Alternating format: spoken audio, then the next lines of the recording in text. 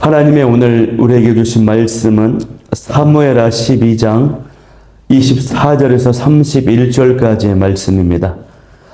이 말씀을 한 절씩 교독하도록 하겠습니다.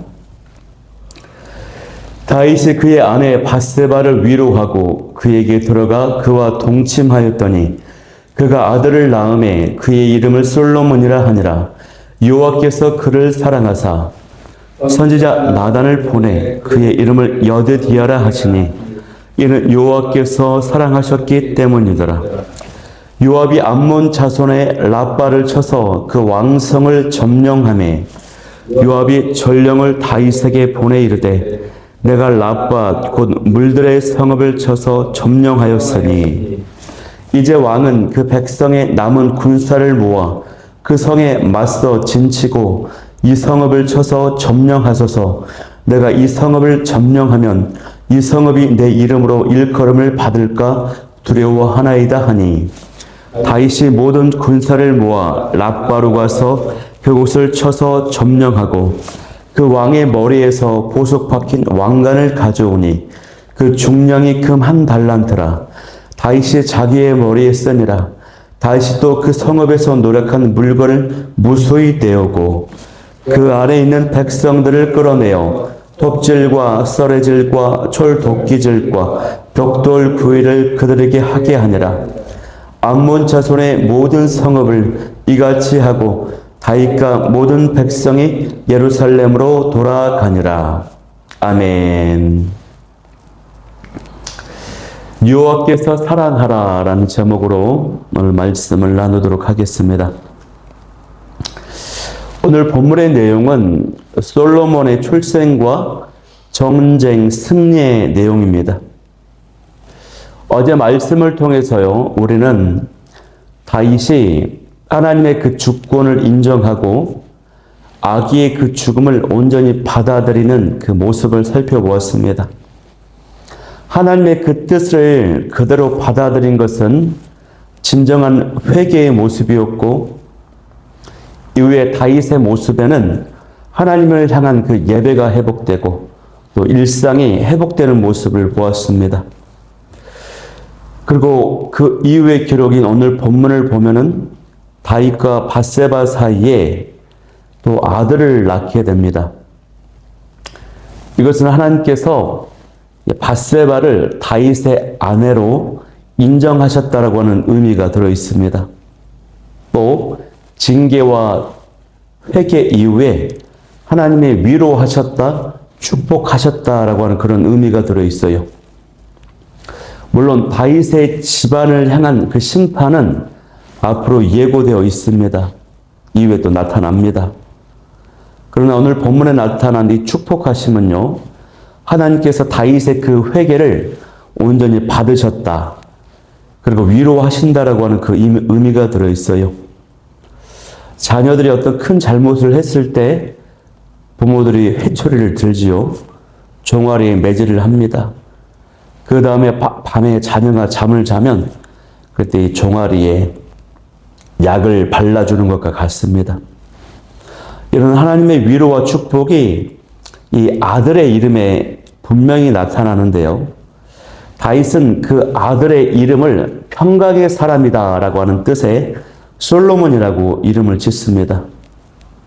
이 부모들이 자녀들의 이름을 지을 때 보통 그 안에 어떤 바램과 축복의 마음을 담아서 짓지 않습니까? 마찬가지로 이 이름에서는요, 현재 그 다윗의 소망과 바램이 무엇인지가 나옵니다. 다윗은 지난날 전쟁의 실현 가운데 있었습니다. 또 사울의 추격을 피해 도망 다니는 신세에 있었어요. 또 지난 최근에 범죄로 인해서 하나님과의 관계가 깨짐으로 인해서 마음의 깊은 아픔, 평안함이 없었습니다. 그런데 이제 그 모든 것이 지나가고 평강이 가득하기를 바라는 마음이 있어요. 하나님과의 관계가 화목되고 자신의 집안들 사이에 평안함이 임하고 이스라엘 온 나라에 그런 안정이 나타나기를 바라는 마음으로 지금 이름을 짓습니다. 이 자녀를 출산하면서 그런 간절한 바람으로 우리들도 이름을 짓지 않습니까? 저도 저희 아내가 자녀를 낳았을 때 이 축복과 소망의 마음을 담아서 이름을 주어주면서 그때 마음이 참 설레이기도 하고 감격적이면서 또 가장으로서 있던 막중한 책임감을 또 갖게 되더라고요.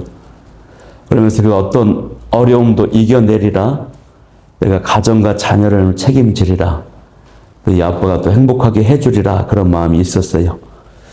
그런데 세월이 지나면 그 감격과 각오를 잊어버릴 때가 가끔씩 있더라고요.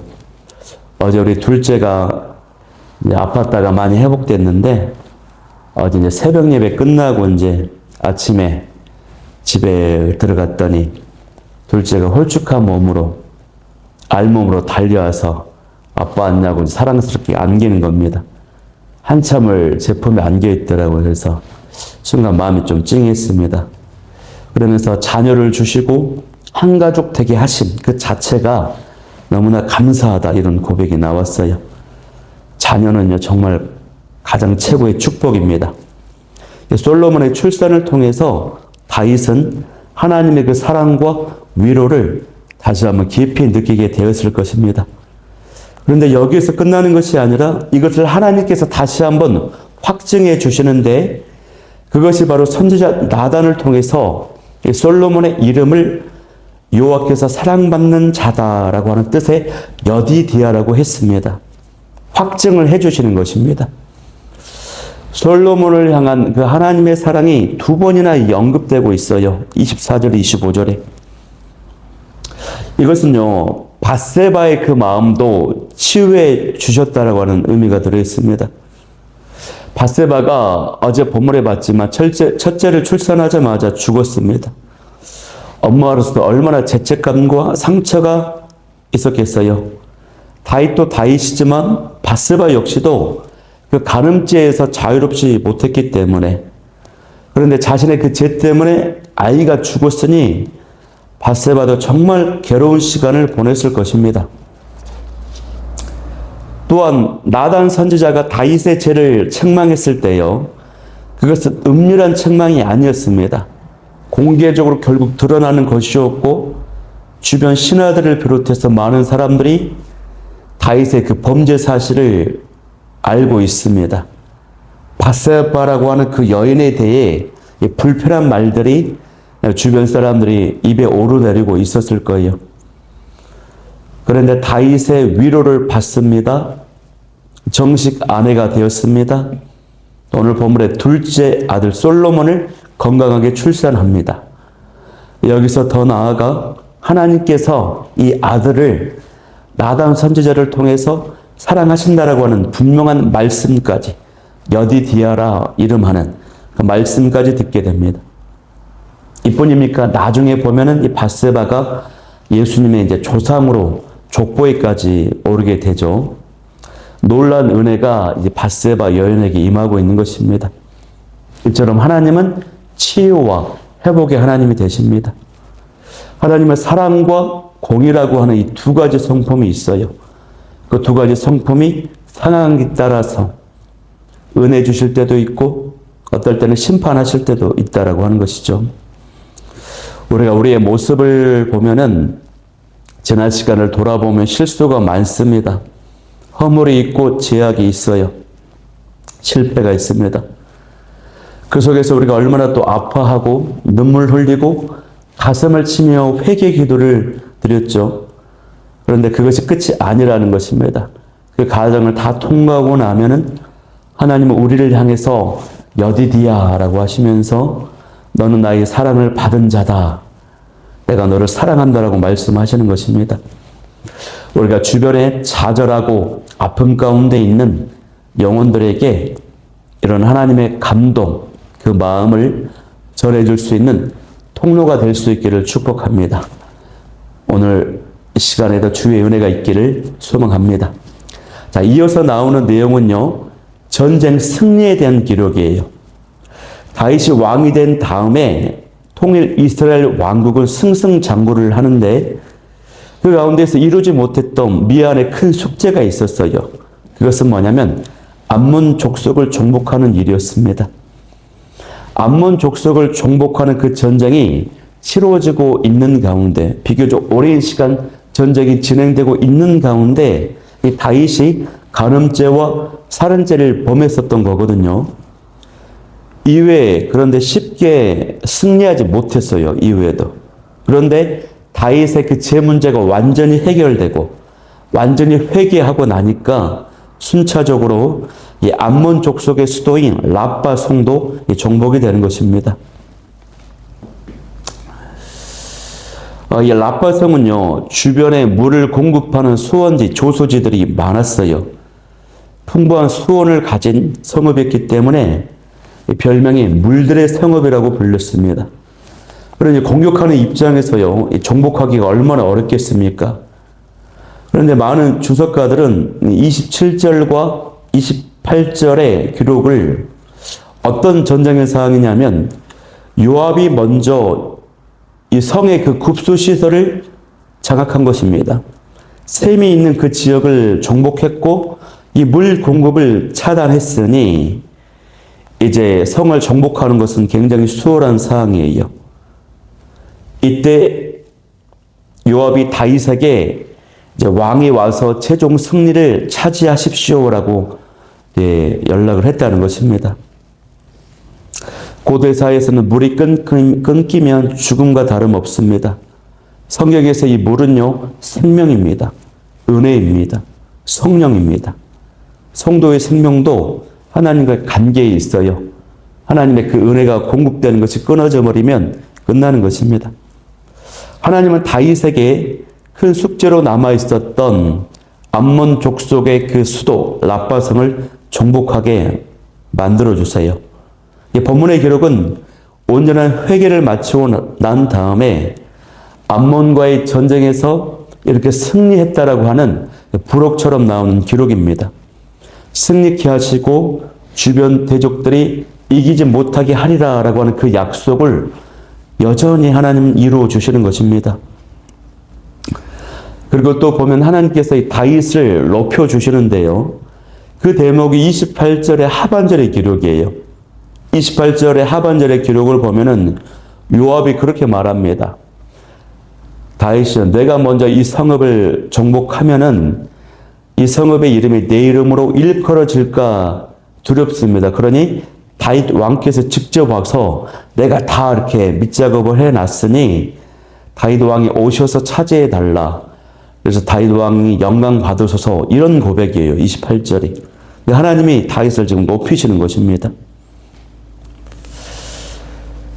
요압의 성정이 원래 그런 성정이 아니거든요. 물론 이 맹목적인 충성심과 열심은 있었습니다. 그러나 자신의 출세와 명예를 위해서라면 물불을 가리지 않는 인물이 요압입니다. 그런데 직접 이 요압이 물들의 성읍을 함락하지 않고 그 영광을, 그 공을 하나님 왕께 돌리고자 하는 이 모습이 굉장히 주목할 점입니다. 이것이 바로 회개를 하고 난 다음에 다윗에게 주시는 하나님의 은혜라고 할 수 있습니다. 다시 하나님 사람들 앞에서 높이시는 그 하나님을 보게 되는 것입니다. 그리고 그런 기록이 계속되는데 정복을 한 다음에 전리품으로 이 암몬 왕의 왕관을 가져왔어요. 그래서 보석이 박힌 왕관인데요. 그 무게가 금 한 달란트, 약 34kg에 해당이 되는 엄청나게 무거운 값비싼 왕관을 전리품으로 차지합니다. 그리고 30절에 보니까 다윗이 그 왕관을 썼다라고 기록되어 있습니다. 이 대목은요, 그런데 좀 연구가 좀 많이 필요한 기록이기도 합니다.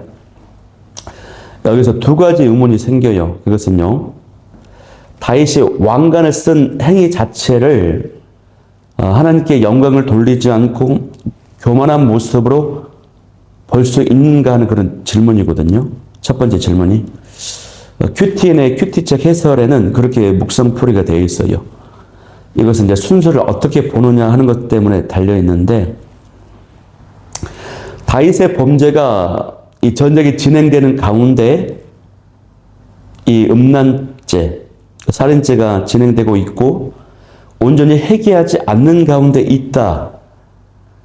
온전히 회개하지 않는 가운데 이 암몬 전쟁에서 승리하였다 보기 때문에 다윗이 왕관을 쓰면서 아직도 그 교만한 가운데 있었다라고 보는 거거든요. 근데 큐티에는 그렇게 풀이를 돼 있어요. 그러나 저는 제가 찾아본 주석과 관찰과 묵상에 의하면 그렇게 보진 않고 이 전쟁 중에 다윗이 범죄했지만 다시 완전히 회개를 하고 나서 완전한 승리를 하나님의 선물로 주셨다고 봅니다. 그래서 전리품 중 하나인 왕관을 다시 썼다라고 하는 것은 다시 고대 전쟁 가운데서 승리를 했다라고 하는 그냥 하나의 표시입니다. 교만한 게 아니에요. 전쟁에서 승리를 하면요, 적의 장군의 목을 발로 밟기도 하고요, 전리품을 공개적으로 전시를 하기도 하고요, 또 머리를 막 베기도 합니다. 그런 일환으로 적의 왕관을 차지해서 이제 썼다라고 하는 것입니다. 승리했다라고 하는 상징적 행위인 것입니다. 이런 모습으로 보는 것이 자연스럽다고 봅니다. 자, 또 두 번째 질문사항, 의문이 있습니다. 금 한 달란트 34kg에 해당하는 무게, 그 무거운 것을 어떻게 다윗이 머리 위에 쓸 수 있는가 하는 것이거든요. 이것도 어떻게 봐야 되냐면 왕관을 계속 쓰고 다닌 것이 아니라 의식적으로 잠깐 쓰고 벗었다라고 보는 것이 자연스럽습니다. 그리고 학자들은 이 왕관이 암몬 왕, 그들의 왕의 머리에서 가져왔다라고 했는데 사람을 가리키는 것이 아니라 암몬 족속들이 왕처럼 떠받들었던 그 우상, 그 밀곰이 쓰고 있었던 왕관이었고 그 왕관을 차지해서 우상을 무너뜨렸다, 승리했다, 이런 뜻으로도 설명하기도 합니다. 그렇게 보면 우리가 이 왕관의 무게라든가 상징적 표현으로서 이 구절이 매우 자연스럽습니다.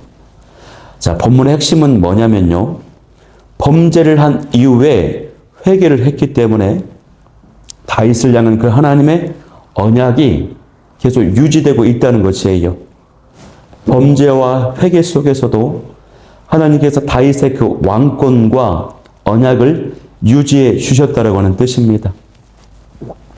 이것이 오늘 본문의 핵심입니다. 물론 다윗은 진정으로 회개했지만 이외에도 보면은 연약한 점들이 나옵니다. 내일 본문에도 보면은 나단 선지자가 선언했던 그 심판이 내용이 시작이 되거든요. 그 가운데서 어려움을 겪고 판단착오를 하는 연약한 모습을 또 보입니다. 회개를 했다고 해서 사람이 완전 무결한 존재가 되는 것은 아니죠. 회개는 완전한 사람을 만드는 것이 아니라 하나님께 되돌아오게 하는 것입니다. 성도는 회개 후에도요, 계속 또 연약함이 있어요. 또 넘어질까를 조심하며 살아가야 됩니다. 그러나 회개하면 하나님은 반드시 위로하시고 은혜를 주신다고 하는 사실입니다. 회개를 통해서 용서하시고 위로하시고 은혜 주시는 그 하나님을 만날 수 있기를, 경험할 수 있기를 간절히 축복합니다. 오늘 말씀은요, 그렇게 아들을 주시고 전쟁에 승리하시는 그 하나님의 모습을 묵상하였습니다. 우리 말씀 붙잡고 기도할 때요, 첫 번째, 회개하는 자를 용서하시고 회복하시는 여디디아의 그 은혜를 경험하게 도와주옵소서. 두 번째는 하나님과의 관계가 막히지 않도록 않게 하시고 영적 승리를 경험하게 도와주옵소서. 세 번째는 제약 중에서라도 하나님의 언약을 붙들고 회개를 통해 다시 일어나게 하여 주옵소서. 우리 기도 제목 가지고 우리 찬양하며 나아가도록 하겠습니다.